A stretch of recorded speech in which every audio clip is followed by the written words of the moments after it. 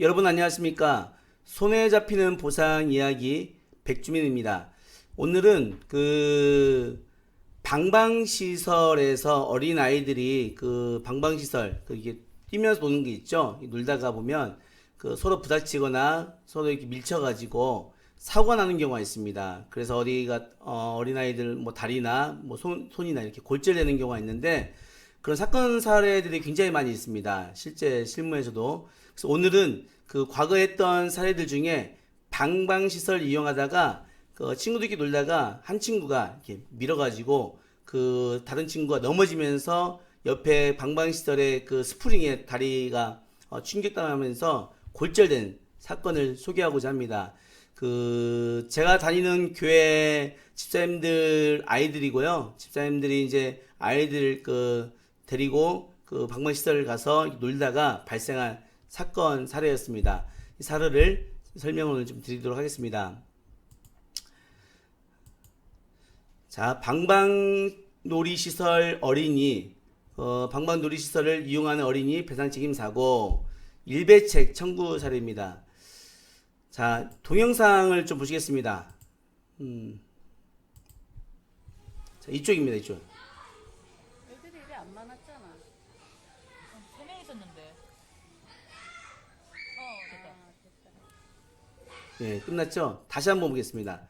자, 이 두 친구가 이제 교회 조카들인데, 아이들인데, 놀다가, 집사님들 딸들인데, 있었는데. 한 친구가 이렇게 오니까 밀었어요. 아, 다시 한번 볼까요? 예. 보이시죠? 그러니까, 같이 놀다가, 이 친구가 방방 뛰면서, 이게 이제 이 이 움직임에 따라서 자기가 몸을 제어하지 못하고 좀 앞으로 갔겠죠. 가다 보니까 친구 앞으로 갔는데 친구 앞으로 가니까 친구가 순간 놀라서 이렇게 밀게 된 겁니다. 밀면서 옆에 있는 스프링에 발목이 찧어가지고 충격돼가지고 발목 왼쪽인가요? 오른쪽인가요? 골절됐던 사건입니다.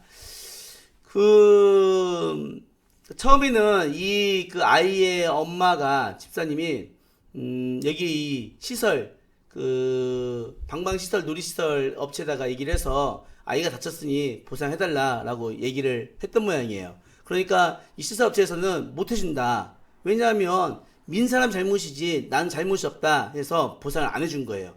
그리고 이 동영상도 이제 증거로 보여준 거죠. 봐라, 동영상 CCTV를 보니까 이 민 친구 잘못이지 우리 잘못 없다. 이렇게 해서 이제 발뺌을 하게 된 거죠. 그런데 이제 실제로 보면 방방시설, 놀이시설 업주는 아이들이 안전하게 놀 수 있도록 안전을 배려해야 될 의무가 기본적으로 있는 거거든요. 그래서 책임이 전혀 없지는 않습니다. 기본적으로 책임이 있는 거고요. 그리고 민 친구도 똑같이 이 사건에 있어서 원인을 제공했기 때문에 과실이 있는 겁니다.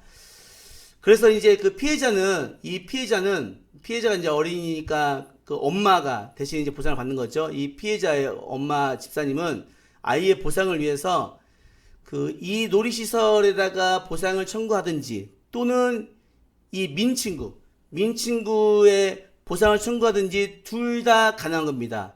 그럼 둘 다 가능하면 두 배를 받는 것이냐? 그게 아니고요.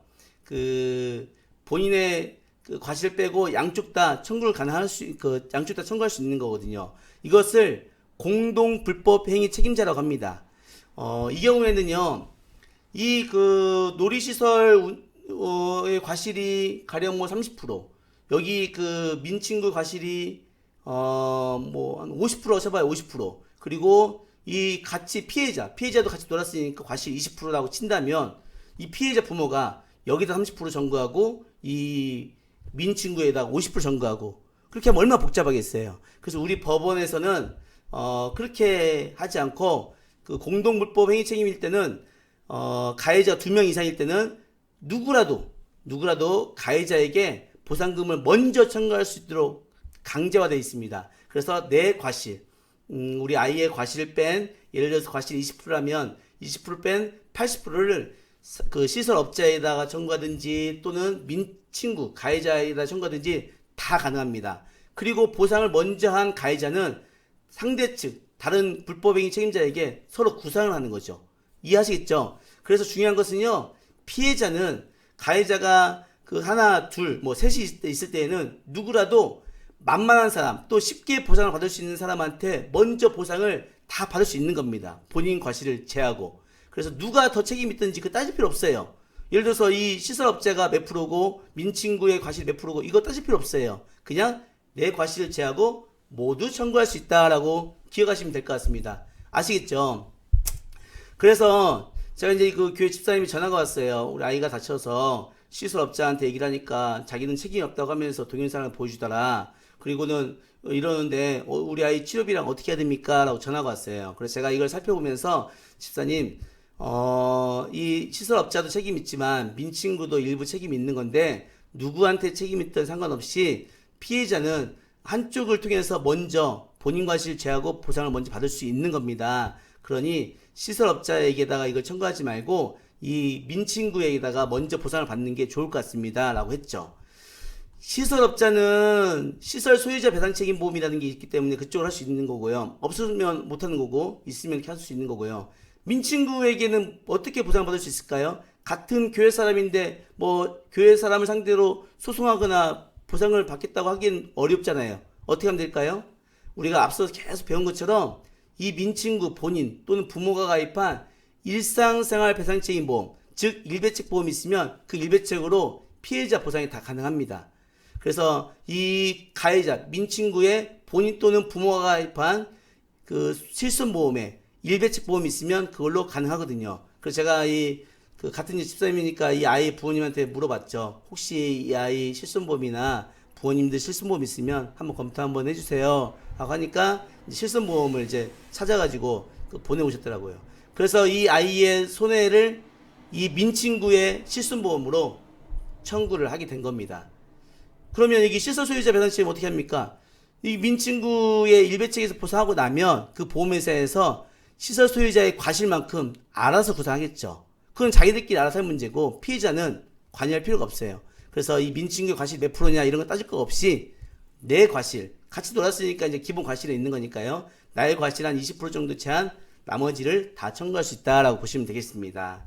그래서 제가 이제 아이는 장애가 나와도 이게 그 휴업손해 장애 보상금이 없어요. 왜냐하면 소득이 없으니까. 장애라는 것은 일실수입이라는 것은 소득이 있는데 내 노동 능력 상실률로 인해서 일정한 벌어야 될 것을 못 벌었을 때 청구하는 건데 아이들은 소득이 없기 때문에 장애가 나와도 영구 장애가 아니고서 의미가 없습니다. 다만 이제 위자료가 달라질 뿐이죠. 그리고 또 휴업손해도 없고 일을 하지 않기 때문에 그래서 순수한 치료비와 엄마 아빠 간병비 그리고 앞으로 치료받을 치료비 이 정도가 되겠습니다. 이제 제가 평가한 금액은요 위자료 400만 원 그리고 기왕치료비 230만 원 향후치료비 100만 원 간병비 315만 원 약 1000만 원 정도 평가를 했어요.